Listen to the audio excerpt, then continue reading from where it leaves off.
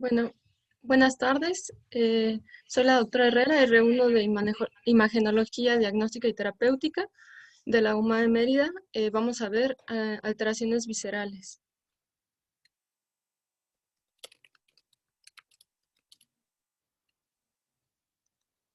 En cuanto al índice, vamos a abarcar hepatopatía causadas por atresia biliar, fibrosis hepática congénita, ausencia congénita de segmentos hepáticos, hepatoblastoma, esplenomegalia y trauma abdominal cerrado, viendo el complejo de hipoperfusión, lesión intestinal, traumatismo pancreático, traumatismo hepático y traumatismo esplénico. Y bueno, en cuanto a la atresia biliar, vamos a ver que es una alteración del árbol biliar extrahepático, puede estar ausente o con deficiencia grave. Esto está en relación a una inflamación prenatal de los conductos biliares de causa desconocida. En cuanto al cuadro clínico, podemos ver que va a haber una ictericia perinatal inmediata, acolia y hepatoesplenomegalia.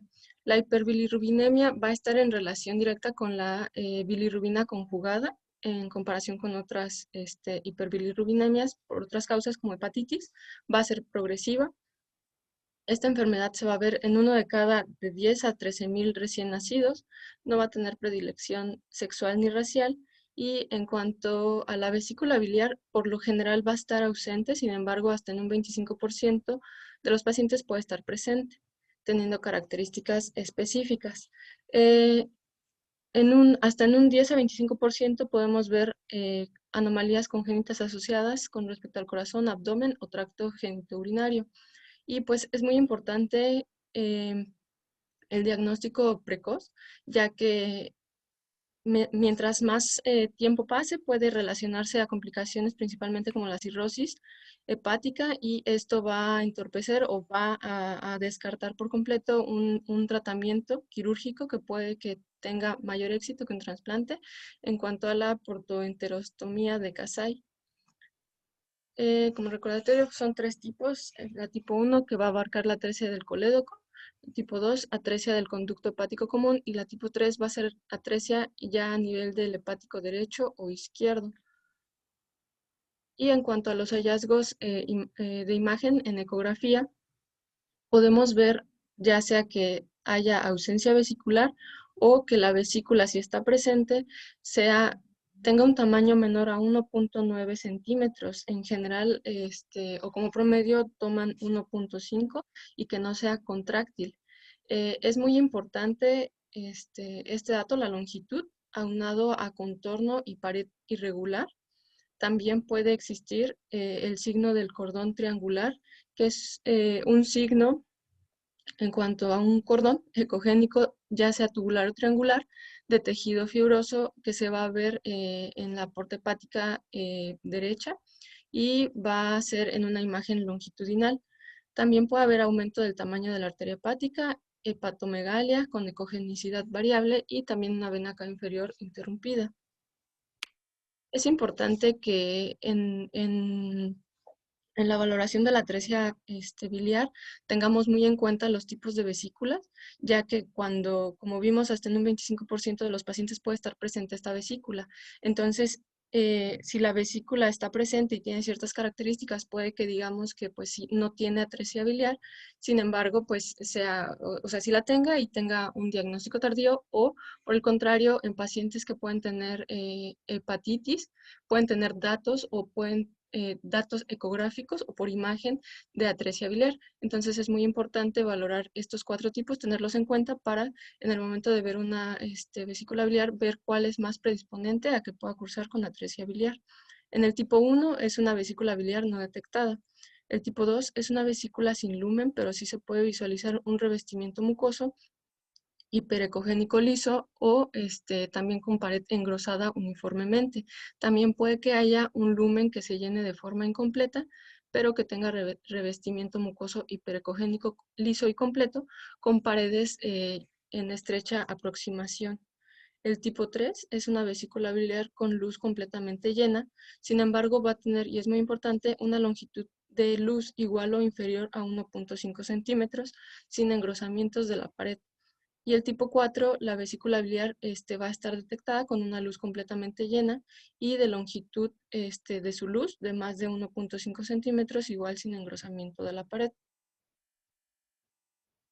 Y bueno, aquí tenemos, se observan dos imágenes, dos amplificaciones de imágenes de ultrasonido en escala de grises con transductor convexo hacia topografía de vesícula biliar, donde en la primera se puede observar una imagen alargada de bordes definidos de pared engrosada y mucosa hiperecogénica, señaladas con las cabezas de flecha.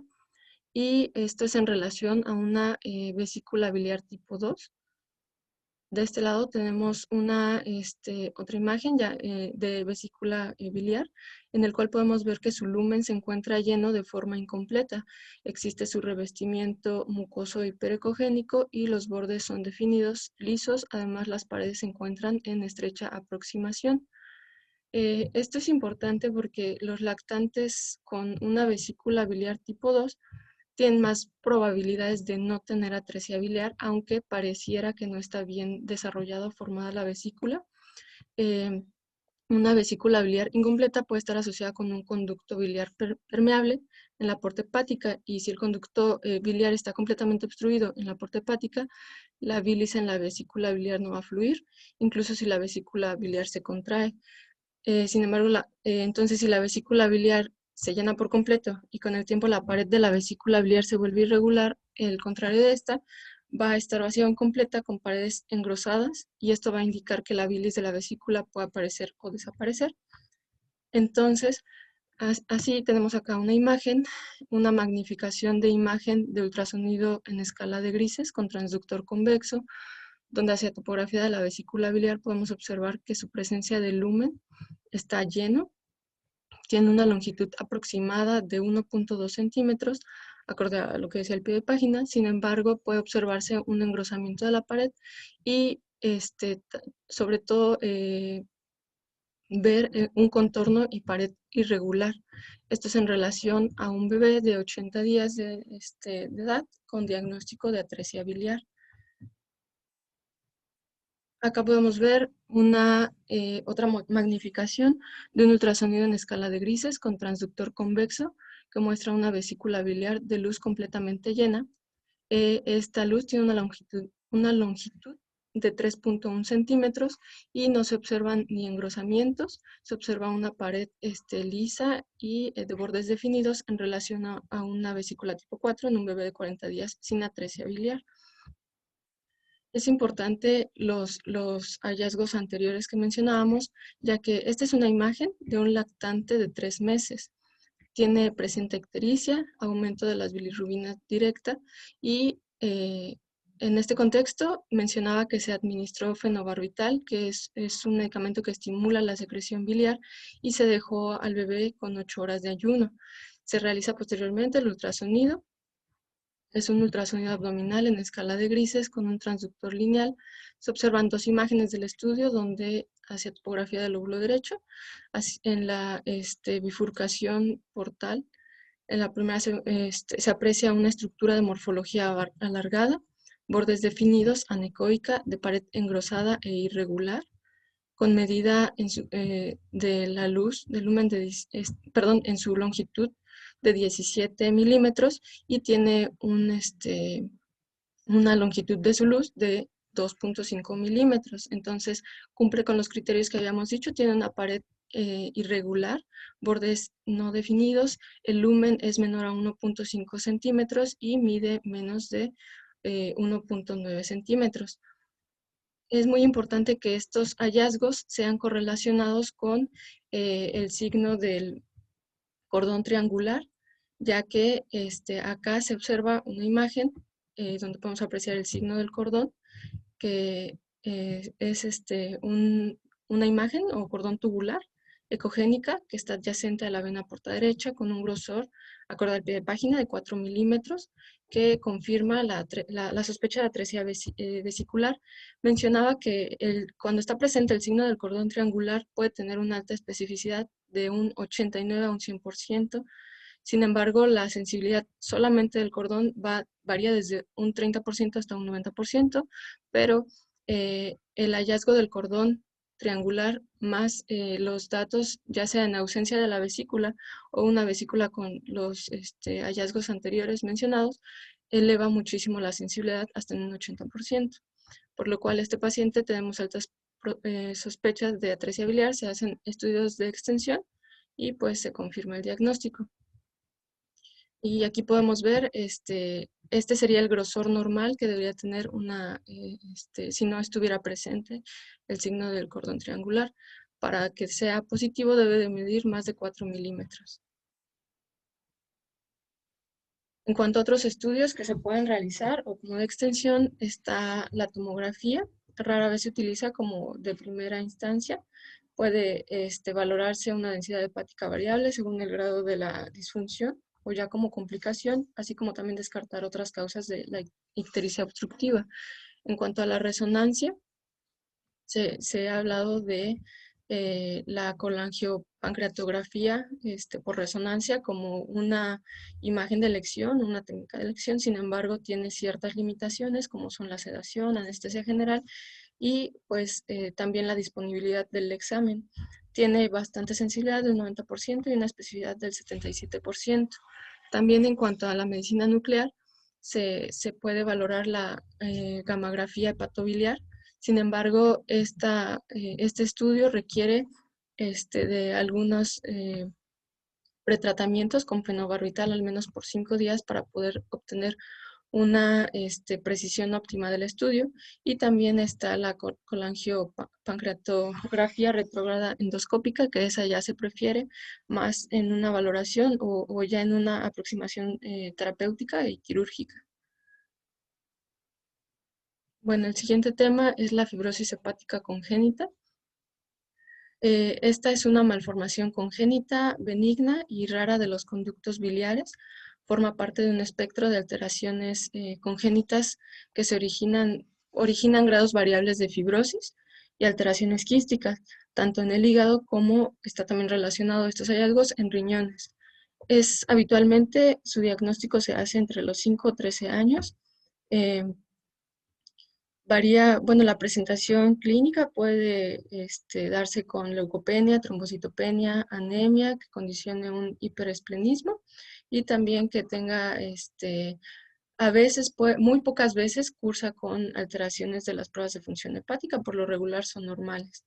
Eh, Principalmente la fibrosis hepática congénita está relacionada con la enfermedad poliquística renal autosómica recesiva. En cuanto a esta, se menciona que todos los pacientes con esta enfermedad de poliquística renal autosómica recesiva van a cursar con hallazgos de fibrosis hepática congénita. Sin embargo, no todos los pacientes con fibrosis hepática congénita van a tener la enfermedad poliquística renal autosómica recesiva.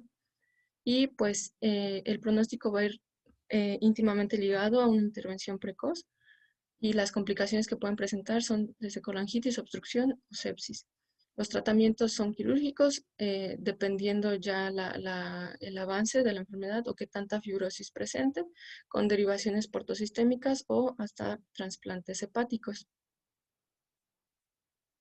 En cuanto a los hallazgos por ecografía, podemos encontrar dilataciones de conductos biliares, ya sea en forma moderada o severa, y también fibrosis de las ramas portales. Podemos encontrar hepato y o esplenomegalia, dilatación de la vena portal y esplénica, tractos portales hiperecogénicos, lesiones anecoicas de bordes lisos y paredes no detectables cuando son simples, quistes simples, o cuando son complicados, conceptos y ecos internos o paredes engrosadas. Y pues el Doppler color en este caso nos ayudaría a detectar colaterales, perdón, y también valorar la dirección y velocidad del flujo.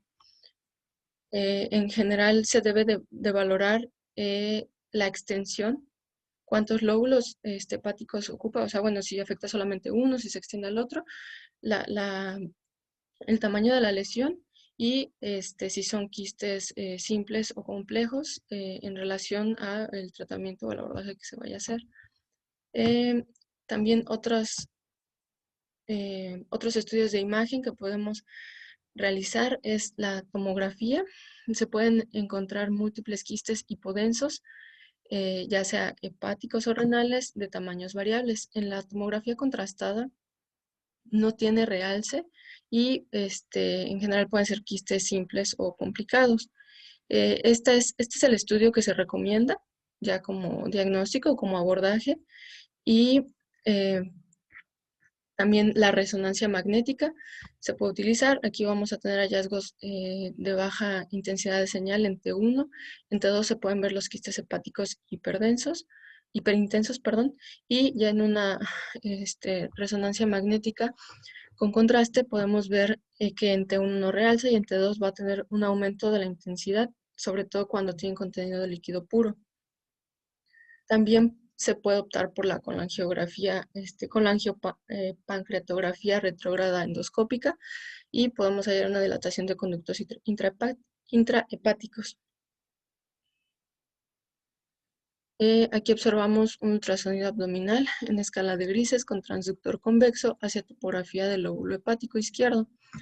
Podemos ver que existen múltiples lesiones de morfología redondeada, de bordes irregulares, anecoicas con algunos secos en su interior, con refuerzo acústico posterior, la mayor de ellas con un diámetro de 43 milímetros en relación a fibrosis hepática congénita.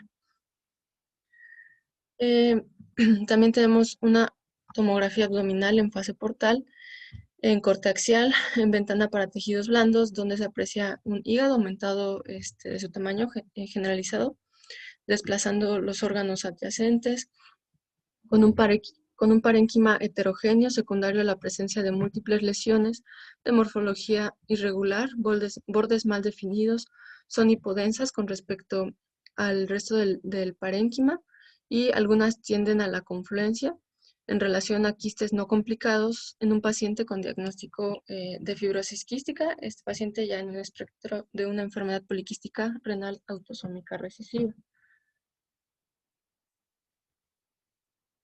Y bueno, siguiendo con los temas, vamos a ver ausencia congénita de segmentos hepáticos. Va en relación a la agenesia o hipoplasia de la derecha o izquierda de la fosa vesicular. Los segmentos más frecuentemente afectados van a ser del lóbulo derecho, los segmentos 5 y 8, y del lóbulo izquierdo, el segmento 4. Sin embargo, por lo general también puede haber agenesia completa de un lóbulo, principalmente del derecho. Y también podemos ver que va a haber una hipertrofia compensatoria de los segmentos restantes. Este es en sí un hallazgo incidental, por lo general no presentan como tal alguna sintomatología, y puede, en caso de llegar a tener complicaciones, presentar patologías de la vía biliar o vólvulo gástrico por falta por distorsión de la estructura anatómica. Tiene muy baja incidencia y está por lo general asociado a malrotación intestinal, agenesia de la vesícula y también hipoplasia del hemidiafragma ipsilateral. Em, bueno, en cuanto a la agenesia del lóbulo derecho, podemos ver hallazgos de ausencia de vena hepática derecha, la vena portal y los conductos intrahepáticos derechos. Puede que haya una migración hacia un horizontal del estómago, y la localización ya más lateral y profunda de la vesícula, que por lo general en estos pacientes es cuando se hace la detección o el hallazgo, cuando tienen problemas o patología vesicular y no hay una correcta identificación. Se hacen estudios de extensión y se encuentra la agenesia del lóbulo derecho. En cuanto a la agenesia del lóbulo izquierdo, hay no hay fisuras del ligamento falciforme evidentes. El estómago y el ángulo esplénico pueden migrar hacia superior y medial, y el estómago puede adquirir una forma en U, además de una posición alta del bulbo duodenal. Bueno, tenemos aquí dos imágenes de una tomografía abdominal. Pertenecen al mismo paciente en fase contrastada. Está en fase arterial, y ambas están en fase arterial y en corte axial, en ventana para tejidos blandos. Se puede observar una ausencia del lóbulo hepático derecho, así como en la imagen B podemos ver que hay ausencia de la vena hepática, los conductos hepáticos derechos, y se puede encontrar que la vesícula biliar está en una porción dorsal y derecha del hígado, También podemos observar una horizontalización del estómago en relación a la agenesia de segmentos hepáticos 5, 6, 7 y 8, así como un aumento compensatorio de los segmentos restantes izquierdos.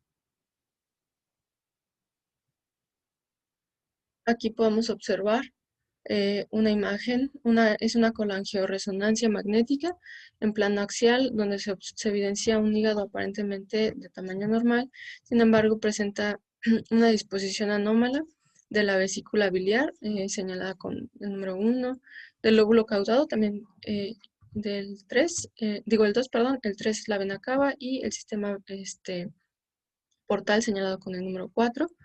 Se puede observar una ausencia del lóbulo hepático derecho, se observa la ausencia de la vena suprahepática derecha y de acuerdo al pie de página, tenía elevación del ángulo hepático del colon, y esto en relación a una variación estructural secundaria a la agenesia del lóbulo hepático derecho.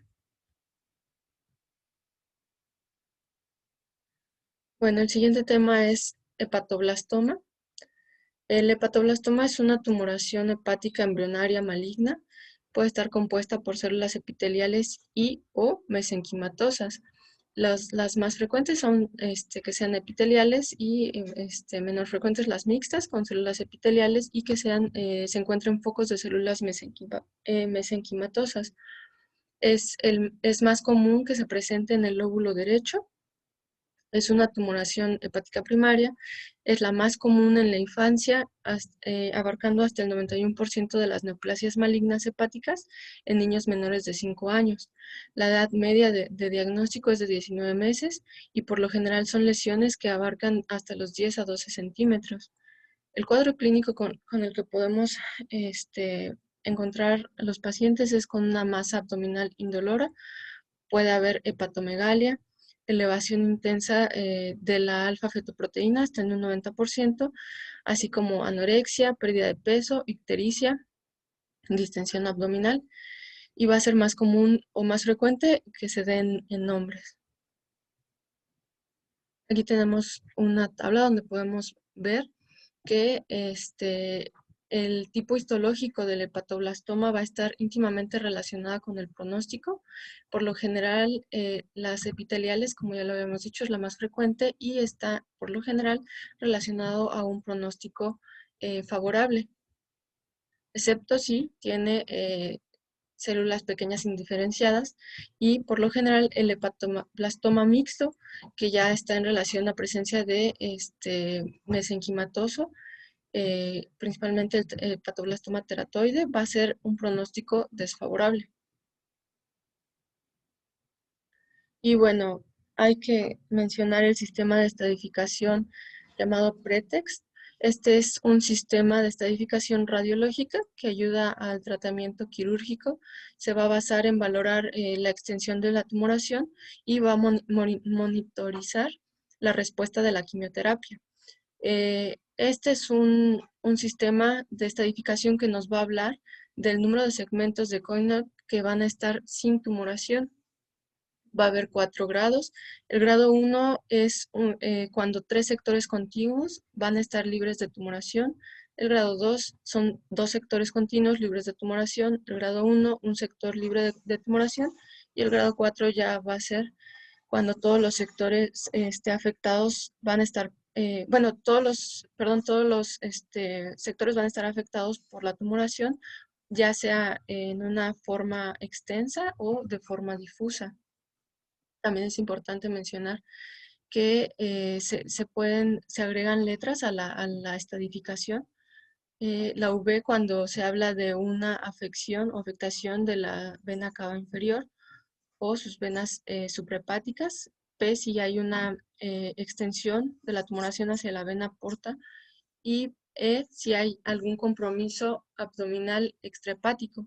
La M si vemos o se valora la presencia de metástasis a distancia.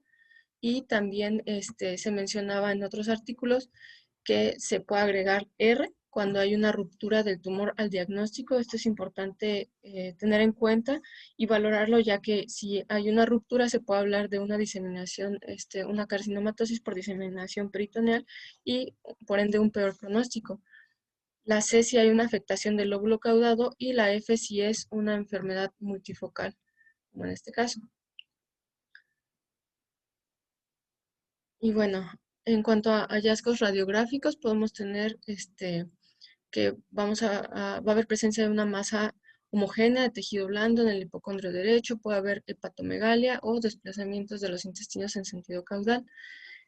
Aquí podemos ver una radiografía con pobre técnica, es una proyección anteroposterior abdominal de un paciente pediátrico, donde en lo valorable se pueden ver las estructuras óseas, no se identifica trazas de fracturas o lesiones, los tejidos blandos no son valorables, y con respecto a los órganos intraabdominales se observa hacia la topografía hepática una silueta radiopaca que condiciona el desplazamiento del estómago y de los intestinos hacia inferior y hacia la izquierda. También hay una elevación del hemidiafragma derecho, sugerentes de hepatomegalia en un paciente con antecedente de una palpación de masa en flanco superior derecho durante la exploración física, que posterior a estudios de extensión se diagnosticó un hepatoblastoma. Y bueno, en cuanto a los hallazgos por ecografía, podemos ver masas sólidas bien definidas, ya sea una o varias. Se puede ver que sean hipo o isoecogénicas en comparación con el resto del parénquima, que tengan una ecogenicidad heterogénea por presencia de quistes o necrosis, y también puede llegar a tener un aspecto de rueda de carro si hay presencia de tabiques fibrosos. También puede llegar a mostrar hipervascularidad a la aplicación de Doppler color. En cuanto a los hallazgos por tomografía, menciona que pues se recomienda que sea una adquisición en un tomógrafo de 16 o 64 multidetectores, sea una administración de 1.5 aproximadamente de contraste de mililitros por kilo y tenga un inyector de poder de 1 a 3 mililitros por segundo, que se haga una fase contrastada, bueno, una trifásica para valorar el hígado. Se pueden hallar lesiones hipodensas con respecto al resto del tejido hepático, perdón. También puede haber hasta en un 50% presencia de calcificaciones gruesas. En la tomografía contrastada puede haber un realce heterogéneo y es muy importante tener en cuenta la valoración de trombos tumorales o la valoración de compresión o invasión de los vasos adyacentes, ya que esto también eh, tiene o se relaciona a un peor pronóstico por la dificultad del tratamiento quirúrgico. Y también hasta en un 23% de los pacientes se puede detectar metástasis pulmonares al diagnóstico, siendo la localización más frecuente de las metástasis. En cuanto a la resonancia magnética, se menciona que se debe de hacer una ponderación en T1 y T2 coronal. Se puede hacer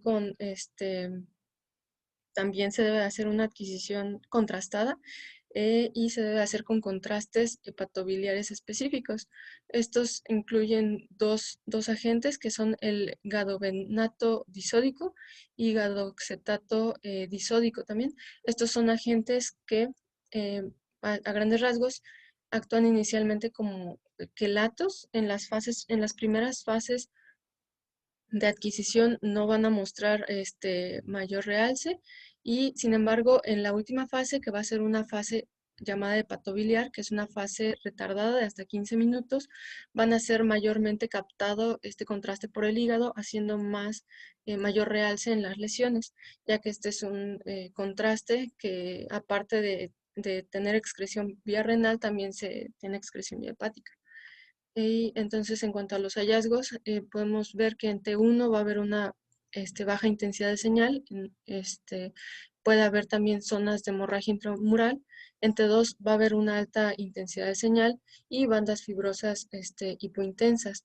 Ya en la resonancia con Con contraste puede haber realce heterogéneo de la fase y también un menor realce en el parénquima hepático en las fases previas.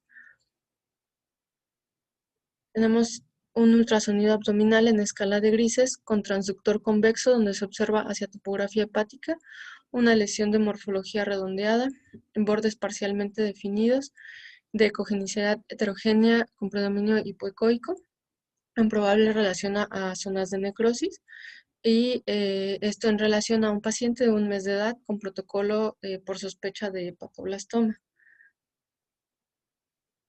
Acá se observan 4 imágenes de una tomografía simple y contrastada en corte axial y en ventana para valorar tejidos blandos. Las 4 son del mismo paciente en diferentes fases. Y bueno, en la primera imagen, el inciso A, podemos ver que es una fase simple. Se observa una lesión única que abarca los segmentos hepáticos 4A en forma parcial, el segmento 7 y 8 y es de morfología redondeada, de bordes parcialmente definidos, aparentemente homogénea y algo hipodensa en comparación con el tejido adyacente. En la siguiente imagen podemos ver, es una fase arterial donde se observa la misma lesión con un realce central discretamente heterogéneo, con un borde hipodenso que presenta hipervascularidad y que podemos ver en las siguientes fases, que es la fase portal y portal tardía, que tiene un lavado rápido y podemos ver todo esto en relación a un paciente de 12 años con diagnóstico de un hepatoblastoma macronodular. Aquí tenemos otro ejemplo, son 2 imágenes de una tomografía abdominal, las 2 son del mismo paciente. La primera es en fase simple, la segunda en fase contrastada, es contrastada en una fase portal tardía. Están en corte axial, ambas segmentadas para tejidos blandos, donde podemos observar un hígado aumentado de tamaño que desplaza y comprime el estómago hacia el lateral. Y vemos que su parénquima es heterogéneo a expensas de múltiples lesiones mal definidas de distribución difusa que abarcan los segmentos 8, 7, 4A, 2 y 1, algunas de morfologías redondeadas, de bordes mal definidos, heterogéneas e hipodensas con respecto al parénquima y que posterior a la aplicación de contraste en una fase tardía se puede observar un realce de las mismas lesiones que definen su morfología nodular. Algunas tienden a la confluencia y otras condicionan la lobulación de los bordes hepáticos. También podemos ver que se definen más algunos nódulos que son llamados nódulos satélites, y esto es en relación a un paciente con diagnóstico de hepatoblastoma infiltrativo con múltiples nódulos satélites.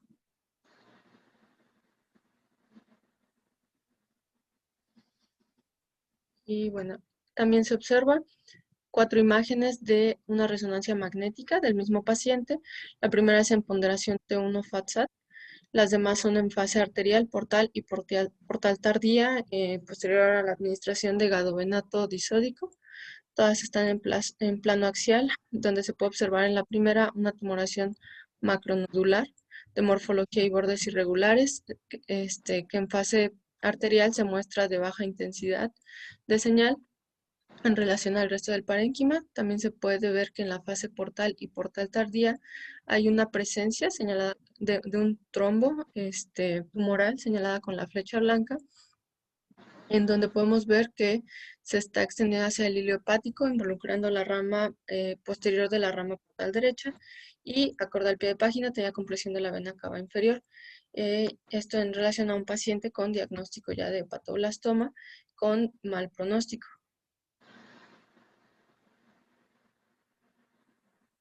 Y bueno, ahora vamos a hablar de la esplenomegalia. Eh, bueno, la esplenomegalia, como ya habíamos visto, es una patología en la cual vamos a tener un agrandamiento del tamaño y del volumen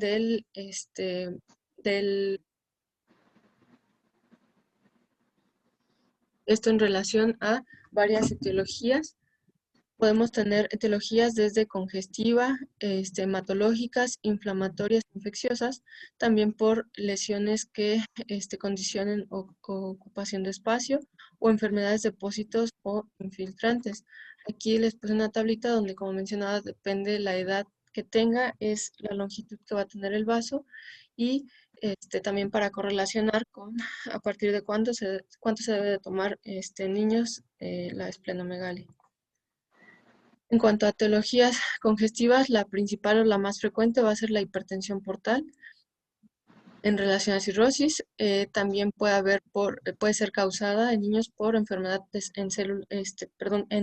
por enfermedad por células falciformes, secundarias a secuestros, lesiones ocupantes como la leucemia o el linfoma, en infecciosas por hepatitis, malaria y esquistosomiasis, enfermedades de depósitos congénitas como son la enfermedad de Wilson o de Gaucher, y hematológicas en casos de esferocitosis hereditaria o púrpura trombocitopénica. En cuanto a la aproximación diagnóstica, pues al ser una etiología muy variada, cada etiología va a tener un comportamiento diferente y por lo cual nos vamos a guiar bastante por la clínica y por los laboratorios, ya que por clínica se define, una esplenomegalia. Bueno, la definición de esplenomegalia va a partir de que si se palpa, si el vaso es palpable a la exploración física, ya se puede dar como una esplenomegalia. Entonces, a partir de ahí se toman laboratorios y que nos pueda dar correlación con su etiología final para valorar cuáles serían los mejores estudios de imagen a correlacionar con los hallazgos anteriores. Bueno, aquí tenemos una radiografía de abdomen en decúbito en proyección anteroposterior con estructuras óseas de densidad conservada, tejidos blandos no valorables y que en abdomen hacia la topografía esplénica se observa un aumento de su densidad en su silueta, que abarca hasta la fosa ilíaca izquierda, se desplaza el estómago hacia medial y con una longitud aproximada de 20 centímetros en relación a un paciente con esplenomegalia masiva. Esta es una imagen de ultrasonido abdominal en escala de grises con transductor convexo hacia topografía del vaso. Se observa un vaso aumentado de tamaño. En su eje largo puede medir hasta 13, mide 13 centímetros acorde al pie de página, cuyo margen inferior desciende por debajo y medial al riñón izquierdo. Adyacente al ilio se pueden observar varias imágenes de morfología redondeada y tubulares con ecogenicidad similar al líquido, las cuales a la aplicación de Doppler Color vemos que presentan vascularidad y se relaciona a vasos varicosos secundario a un shoot esplenorrenal en un paciente con diagnóstico de hipertensión portal. Y aquí tenemos otras dos imágenes. Es un ultrasonido abdominal en escala de grises con transductor convexo dirigido hacia topografía de hipocondrio izquierdo. Podemos observar un vaso con aumento de su tamaño. Es de cotextura normal y en relación a esplenomegalia de etiología infecciosa en un paciente con diagnóstico de malaria. Este es un ultrasonido abdominal en escala de grises con transductor convexo dirigido hacia topografía de hipocondrio izquierdo, donde se puede visualizar un vaso de cotextura heterogénea de predominio hipoecoico, con algunas imágenes de morfología lineales y puntiformes, hiperecogénicas en su interior. No presentan sombra acústica y son áreas fibróticas secundarias a procesos vasculoclusivos en un paciente con diagnóstico de anemia falciforme. Como podemos ver, va a ir cambiando dependiendo, como esta sola es una causa infecciosa, no tiene ningún cambio en su heterogeneidad y sin embargo esta, como si hay cambios a largo plazo por los procesos vasoclusivos, pues vamos a ver que aparte del incremento de tamaño puede cursar con áreas fibróticas.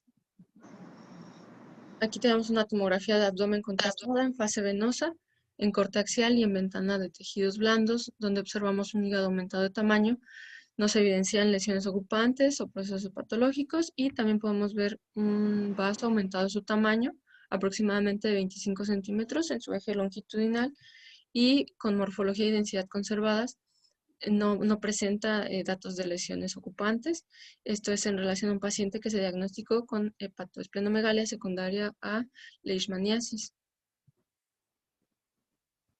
Tenemos otro ejemplo, es una reconstrucción coronal de tomografía abdominopélvica contrastada por intravenoso y contraste oral. Podemos ver que está inventada para tejidos blandos, donde se observa un vaso aumentado de tamaño, con una longitud de 27 centímetros, que condiciona efecto de masa, desplazando el intestino delgado y colon hacia contralateral. El parénquima se observa heterogéneo, secundario a la presencia de múltiples lesiones de morfología redonda, bordes definidos, hipodensos que no realzan a la aplicación del medio de contraste. Y también mencionaba que se observan adenopatías en el hilo esplénico, todo esto en relación a un paciente con diagnóstico de linfoma difuso de células B grandes, que es la variedad más frecuente de los linfomas no Hodgkin. Y por último tenemos un ejemplo de una resonancia magnética, se observa en plano axial, está ponderada de T1, donde se observa un hígado con disminución de su tamaño, generalizado de bordes microlobulados, presencia de patrón micronodular difuso y se observa un vaso aumentado de tamaño, de morfología y bordes conservados. Sin embargo, se observan múltiples lesiones ocupantes puntiformes hipointensas compatibles con hallazgos de nódulos sideróticos o cuerpos, perdón, de gamma Gandhi en un paciente con antecedentes de cirrosis hepática que condiciona una esplenomegalia. Bueno, ahora vamos a hablar de trauma abdominal.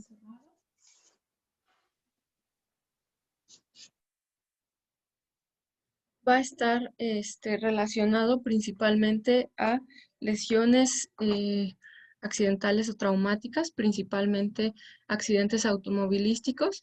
Es importante tomar en cuenta en estos casos si hay presencia del signo del cinturón de seguridad, ya que esto nos va a hablar de que hay mayor que sea más probable que tengan lesiones tanto intestinales como pancreáticas. Y también está muy relacionado, sobre todo en escolares y adolescentes, en relación a traumatismos por lesión con el maniobro de la bicicleta. También está en relación a caídas. Y los órganos más comúnmente lesionados van a ser el hígado y el vaso. El abordaje de imagen que se debe hacer es, en general, si son traumatismos leves o son pacientes que presentan traumatismo craneoencefálico sin evidencia de un trauma abdominal, pero que hayan estado implicados en un accidente donde haya sido, por ejemplo, un accidente automovilístico donde haya sido un trauma generalizado, se debe de hacer una valoración por radiografía y, en caso de hallazgos, por una ecografía abdominal.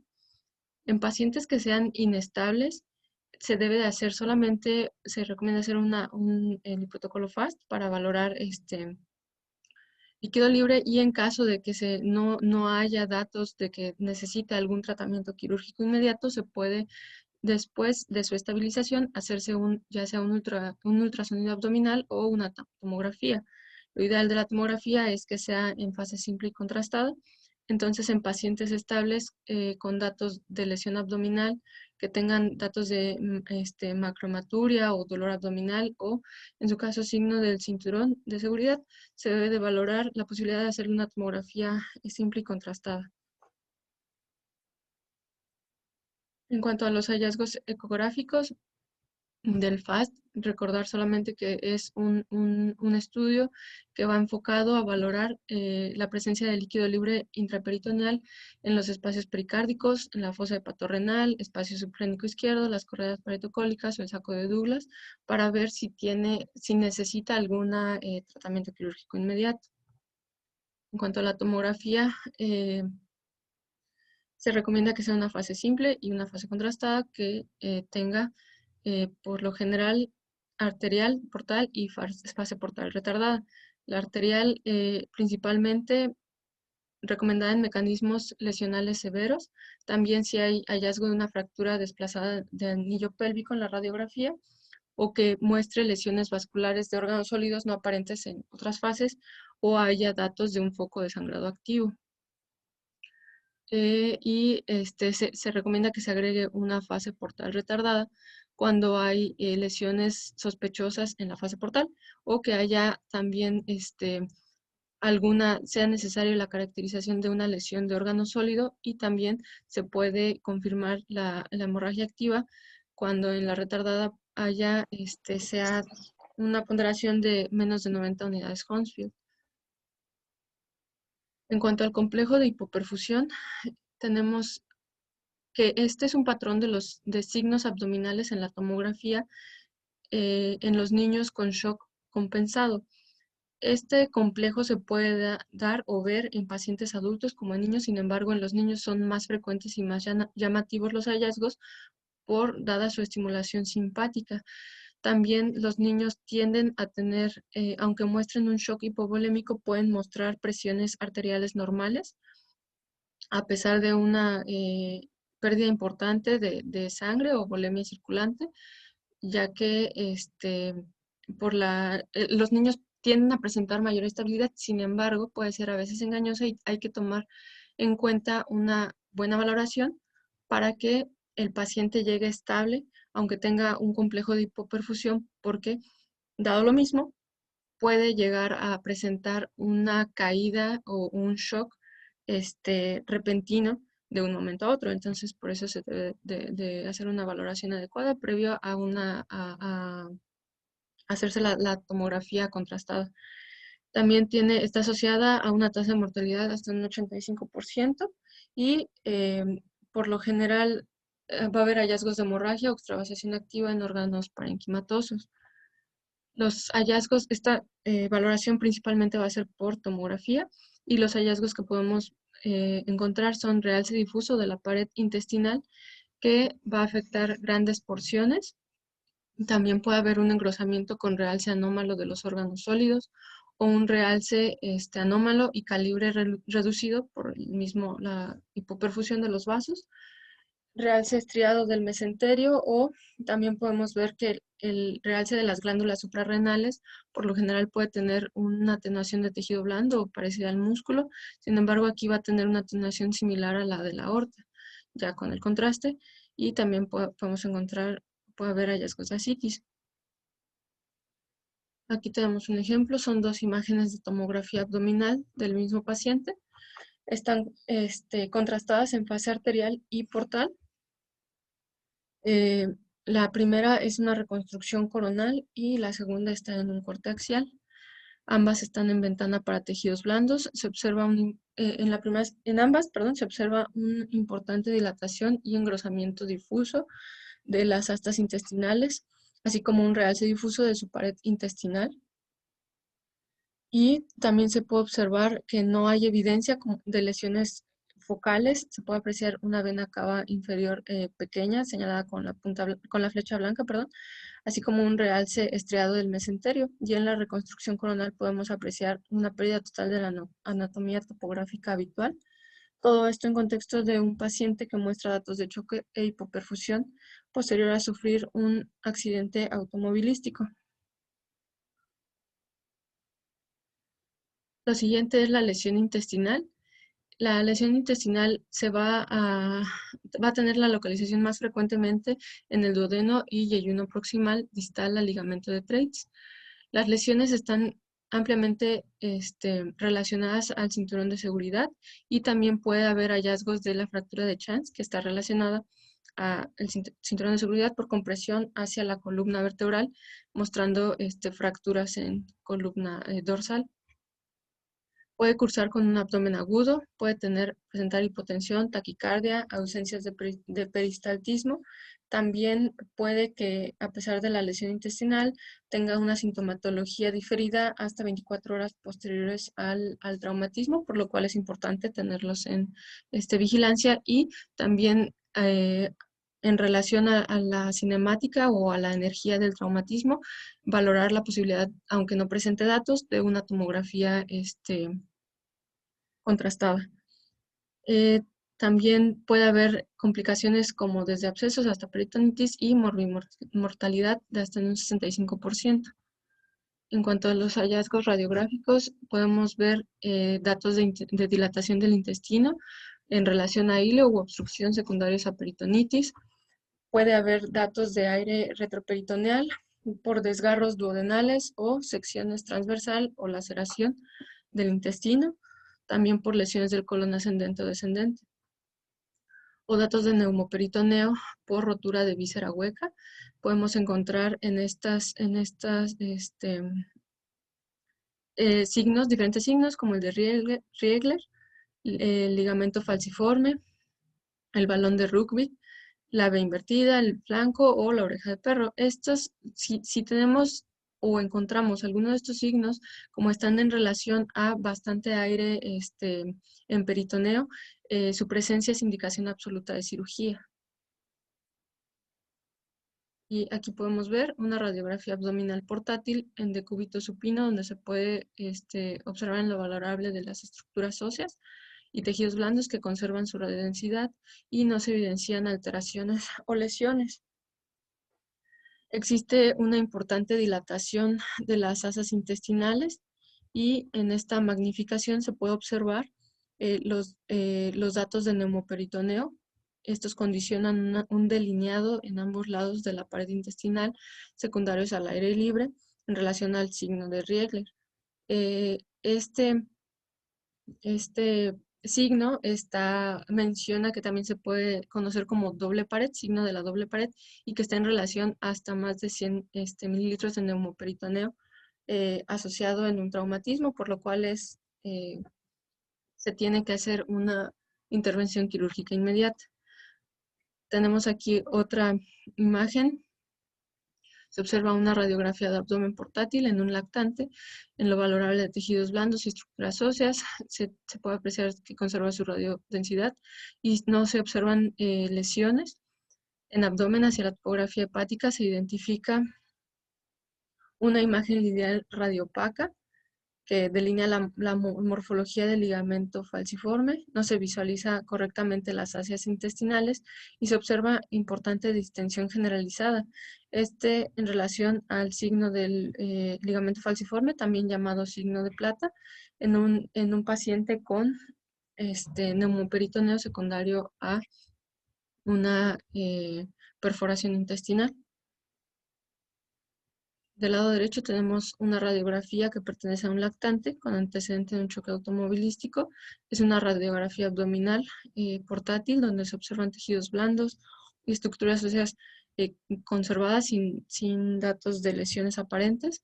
En el abdomen se observa importante distensión que condiciona el desplazamiento de las asas intestinales hacia lateral y posterior. Y también esto es en relación a datos de neumoperitoneo. En el paciente tuvo diagnóstico al final de una perforación intestinal y se conoce como el signo del balón de rugby. En cuanto a los hallazgos tomográficos, vamos a encontrar engrosamiento localizado o focalizado de la pared intestinal. Y puede ser este engrosamiento mayor de 3 a 4 centímetros y también podemos ver realces hiperdensos en la pared intestinal que tenga una densidad mayor que el músculo psoas como comparación.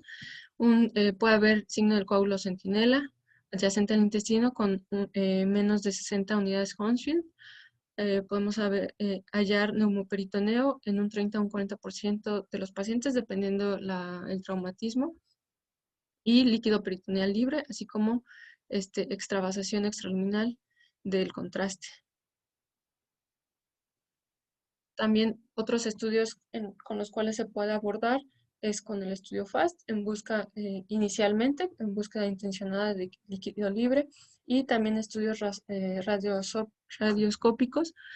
Ya en pacientes más estabilizados podemos encontrar hematomas de la pared intestinal o efectos compresivos, así como datos que nos lleven a la extravasación de contraste y que nos hablen de una perforación intestinal. Y aquí tenemos un ejemplo donde se observa una serie esófago-gastroduodenal en proyección anteroposterior, donde se observa un paso correcto del contraste hasta la segunda porción del duodeno, donde podemos observar la extravasación del contraste oral, señalado con la cabeza de flecha, en relación a un paciente de 13 años, copiloto en una colisión vehicular de alta energía que tuvo diagnóstico de perforación duodenal. Aquí tenemos otro ejemplo, una tomografía abdominal en fase portal, un corte axial con ventana para tejidos blandos. Se observa un engrosamiento y distensión difusa de las asas del intestino, así como un defecto de pared a nivel del asa yeyunal con bordes revestidos. También podemos ver la presencia de moderada cantidad de líquido libre en espacio subhepático anterior derecho y posterior derecho e izquierdo, señalados con la flecha curva. Y también podemos ver que hacia hacia el engrosamiento. Y acá tenemos otro ejemplo de una tomografía abdominal simple en corte axial y del mismo paciente en reconstrucción sagital, donde observamos un engrosamiento mural del segmento intestino delgado, que es a nivel del ilio, perdón, en el abdomen izquierdo. Podemos ver que también se asocia a un realce de la pared, un realce parietal y una pequeña burbuja extraluminal intraperitoneal adyacente a la pared abdominal. Estos hallazgos son sugestivos de perforación del intestino delgado. Acá también podemos ver el realce y el engrosamiento de la pared junto con la burbuja de aire. En cuanto al traumatismo pancreático, este traumatismo es poco frecuente en general, puede abarcar el 10% de todas las lesiones por traumatismo abdominal cerrado, y el cuadro clínico en general puede abarcar dolor epigástrico, elevación de la amilasa y leucocitosis. La morbilidad y mortalidad están íntegramente asociados a la integridad del conducto pancreático y tiene un peor pronóstico cuando las lesiones abarcan la parte proximal del páncreas. Puede tener complicaciones como quistes, fístulas, pancreatitis o abscesos y terminar con sepsis. Hay dos estadificaciones en cuanto a estos traumatismos, una estadificación por hallazgos por tomografía propuesta por Wong y colaboradores, en el cual van a abarcar 5 grados. El grado A puede haber hallazgos de pancreatitis y o laceraciones superficiales que abarquen un 50%, menos del 50% del grosor del parénquima en cualquier sitio de su anatomía y que esté relacionado a un ducto respetado. El grado B1 con laceraciones profundas que afectan el páncreas distal, el grado B2 con sección transversal que afecta el páncreas distal, grado C1 con una laceración que abarque más del 50% y que afecte la cabeza del páncreas, y un grado C2 si hay una sección transversal que afecte el páncreas proximal. Estos últimos 4 grados relacionados a una disrupción ductal. Y la más utilizada o conocida es la estratificación por la Asociación Americana de Cirugía y Trauma, en el cual son 5 grados. El primero está en relación a una presencia de una contusión menor con un conducto pancreático íntegro o que tenga una laceración superficial y que de igual forma esté íntegro el conducto pancreático. El grado 2, una contusión mayor, igual con el conducto pancreático o una laceración mayor. Esto va en relación al tamaño o la proporción que abarque del páncreas. Eso ya es dependiendo, es más cualitativamente. El grado 3 se relaciona o hay presencia a una sección transversal distal o una lesión del parénquima con traumatismo que ya incluye el conducto pancreático. El grado 4, una sección transversal pero proximal a nivel de la cabeza del páncreas y que dañe también la ampolla o el colédoco. El grado 5 ya va a estar en relación a una rotura masiva de la cabeza pancreática. Como habíamos visto, mientras más afección tenga o mayor hacia la cabeza del páncreas, peor va a ser el pronóstico. Aquí podemos ver una tomografía abdominal en fase portal, en un corte axial, con ventana para tejidos blandos, con amplificación hacia topografía del páncreas, donde se observa hacia su cabeza un área de menor atenuación. perpendicular al eje pancreático, no se observa lesión o daño del conducto pancreático y este es en relación a un traumatismo pancreático grado 1. Tenemos otra tomografía abdominal en fase arterial en un corte axial con ventana para tejidos blandos, donde podemos observar un foco heterogéneo en la cabeza del páncreas. Dentro del borde parenquimatoso parapancreático no se observan lesiones del conducto y por la longitud de la lesión se va a clasificar en un grado 2. Tenemos otra tomografía abdominal en fase portal, en un corte axial, con ventana para tejidos blandos, donde observamos hacia la topografía pancreática un foco mal definido de baja atenuación que cursa a través del cuello pancreático en relación a una sección transversal que condiciona daño al conducto pancreático y esto condiciona una clasificación de lesión grado 3. En esta tomografía vemos que es una fase contrastada, en fase arterial, en corte axial, ventana para tejidos blandos, se observa hacia la porción de la cabeza del páncreas una banda lineal hipodensa que la atraviesa y también se observa una imagen hipodensa que envuelve la ámpula de Vater, condicionando un traumatismo pancreático grado 4. Aquí podemos ver otra tomografía abdominal en fase contrastada arterial, en un corte axial, en ventana para tejidos blandos. Se observa una pérdida total de la anatomía pancreática con interrupción masiva en su porción de cabeza y también podemos observar líquido libre en la cavidad peritoneal, todo lo anterior en relación a un traumatismo pancreático grado 5.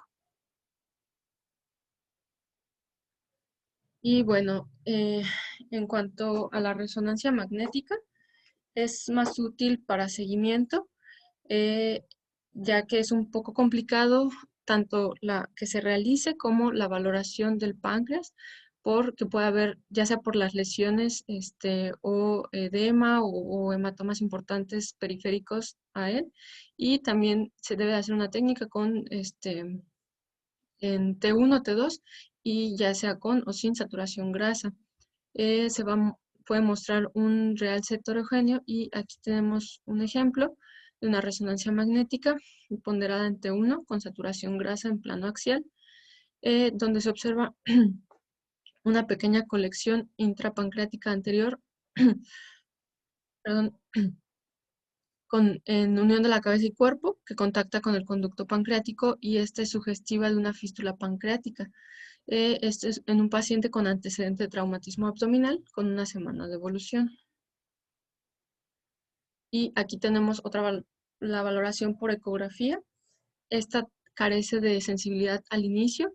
De igual forma, se recomienda más como seguimiento y junto con en traumatismos que ya sea por la gravedad del mecanismo del trauma, que no presenten datos, se puede dar un seguimiento por ultrasonido y análisis de amilasas séricas, al menos durante las primeras 3 semanas. Y aquí tenemos un ejemplo donde podemos ver un ultrasonido abdominal en escala de grises con transductor convexo, donde podemos observar hacia topografía de la cola del páncreas, una imagen redondeada de bordes regulares, de contenido anecoico con reforzamiento posterior en relación a un paciente que tuvo un antecedente de traumatismo abdominal, estaba en un jaripeo y cursó con mejoría de dolor, sintomatología y no tuvo algún otro dato, por lo cual fue dado de alta. Sin embargo, a los 10 días regresa y se ve este hallazgo, por lo cual necesita una intervención quirúrgica. Entonces, vemos que el ultrasonido es una buena herramienta de seguimiento clínico. Y pues bueno, ya por último, el traumatismo hepático y esplénico solamente se va a mencionar, ya que fue un tema que ya vimos. El traumatismo hepático tiene una clínica de abdomen agudo, puede presentar hipotensión, hematemesis o melena, puede cursar con enzimas hepáticas elevadas y en cuanto a complicaciones puede cursar con bilomas, hemorragias diferidas, hemofilia u infartos hepáticos, también pseudoaneurismas o fístulas. Tiene una mortalidad de hasta un 25%. Siempre cuando un paciente tenga una asociación de lesión hepática y lesión esplénica, aumenta la probabilidad de mortalidad y es como ya habíamos dicho, el órgano sólido que más se lesiona, en general en adultos y en niños. Tenemos la estadificación, igual por la Asociación Americana de Cirugía y Trauma, en el cual en un grado 1 vamos a tener una lesión que abarque menos del 10%, o sea, menor a 1 centímetro. De una lesión grado 2, si abarca del 10 al 50%, que mida de 1 a 3 centímetros o haya un hematoma que sea menor a 10 centímetros. Un grado 3, si abarca ya más del 50% de la anatomía del hígado, que mida más de 3 centímetros o que se asocia a un hematoma con más de 10 centímetros. Y el grado 4, que abarque la lesión parenquimatosa de un 50-75% o que abarque de 1 a 3 segmentos contiguos, así como el grado 5, que tenga más del 75%, la lesión abarque más del 75% o más de 3 segmentos. En cuanto a los hallazgos por imagen, podemos ver que en la tomografía es la de mejor indicio diagnóstico. Vamos a encontrar lesiones ramificadas de baja atenuación o sangre perihepática, hematomas subcapsulares o laceraciones parenquimatosas. También podemos encontrar hematomas intraparenquimatosos y se menciona que hasta en 3 veces es más probable el hallazgo de una lesión en el lóbulo derecho que en el izquierdo y en el segmento posterior derecho. Esto es asociado a que el ligamento coronario limita su movilidad, entonces, por lo tanto, recibe con mayor frecuencia los impactos. Y en cuanto a la valoración ecográfica, podemos ver o encontrar hematomas subcapsulares. La ecogenicidad va a ser variable dependiendo de las lesiones y la cronicidad de estas, anecoica en una forma inicial, ecogénica posterior a un día o hipoecogénica ya con el paso de los días. Y también podemos encontrar hematomas intraparenquimatosos. Tenemos un ejemplo donde se observa un ultrasonido en escala de grises con transductor convexo hacia topografía hepática. Se puede observar una lesión de morfología alargada, de bordes definidos que atraviesa el segmento hepático 4A hacia la superficie capsular, hipoecogénico en relación al resto del parénquima y en relación a una laceración hepática secundaria a un traumatismo por accidente automovilístico. Y también tenemos un ejemplo de una tomografía de abdomen contrastada en fase arterial. Eh, Vemos que está en corte axial con una ventana para tejidos blandos, donde observamos una imagen lineal irregular hipodensa que atraviesa el parénquima hacia la superficie capsular en el segmento hepático 8. Y también existe una colección de morfología lenticular que comprime el borde lateral convexo del parénquima. Anterolateral al lóbulo también se observa en relación a un hematoma subcapsular y extravasación del contraste en su seno compatible con una hemorragia activa. También podemos ver que existe líquido libre en espacios subcrénicos, en el espacio de Morrison y hemoperitoneo y también densidad sangre en diferentes porciones del peritoneo. En cuanto al traumatismo esplénico, en el cuadro clínico tenemos que pueden presentarse con distensión y dolor a la palpación o masa en hipocondrio izquierdo. Este también es uno de los órganos más lesionados. Puede irradiarse la sintomatología del dolor, dependiendo de la intensidad. Puede irradiarse también al hombro por irritación del nervio frénico o diafragmático, de acuerdo a la localización, y también puede cursar con datos de irritación peritoneal. Puede cursar también con un cuadro de hipotensión en un 20 a 30%, dependiendo la gravedad del traumatismo que presente. En cuanto a su estadificación por la Asociación Americana de Cirugía y Trauma, tenemos que son 5 grados igual. El grado 1 con un hematoma subcapsular que abarque menos del 10% de la superficie del vaso o que tenga una laceración, ya sea un desgarro que abarque menos de un centímetro de profundidad. El grado 2 que abarque el hematoma sea de 10 al 50% o que tenga menos de 5 centímetros de diámetro. Si tiene laceraciones, que la profundidad sea de 1 a 3 centímetros, pero que no afecte los vasos trabeculares. En el grado 3, que sea un hematoma subcapsular que ya abarque más del 50% o que sea un hematoma intraparenquimatoso mayor o igual a 5 centímetros en expansión, o que tenga laceraciones con más de 3 centímetros de profundidad y ya haya daño a vasos trabeculares. En el grado 4, que puede haber presencia de una laceración que afecte los vasos segmentarios o ileares, causando una devascularización importante de al menos un 25% del vaso. Y en el grado 5, que ya tenga una destrucción completa o una devascularización completa por lesión vascular iliar.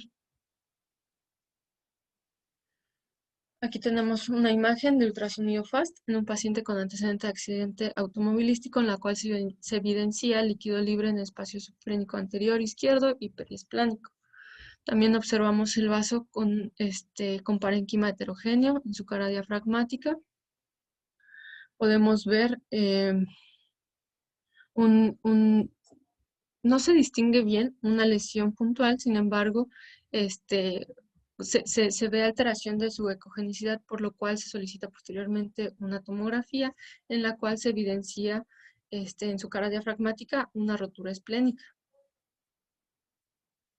Y aquí tenemos un ejemplo de una tomografía abdominal contrastada en fase portal, en corte axial y en ventana para tejidos blandos, con amplificación hacia topografía de vaso, donde se observa un defecto de baja atenuación, lineal e irregular que atraviesa el parénquima hacia la superficie capsular, donde en su cara diafragmática vamos a ver también áreas hipodensas de morfología irregular en relación a contusiones hacia el hilo esplénico, y también podemos observar enfisema subcutáneo, también podemos observar líquido libre periesplénico, y todo esto en el contexto de un paciente que sufrió fracturas costales secundarias a ser arrollado al ir en bicicleta. Y este es un traumatismo grado 1 acorde a la clasificación. Y eso sería todo mi parte.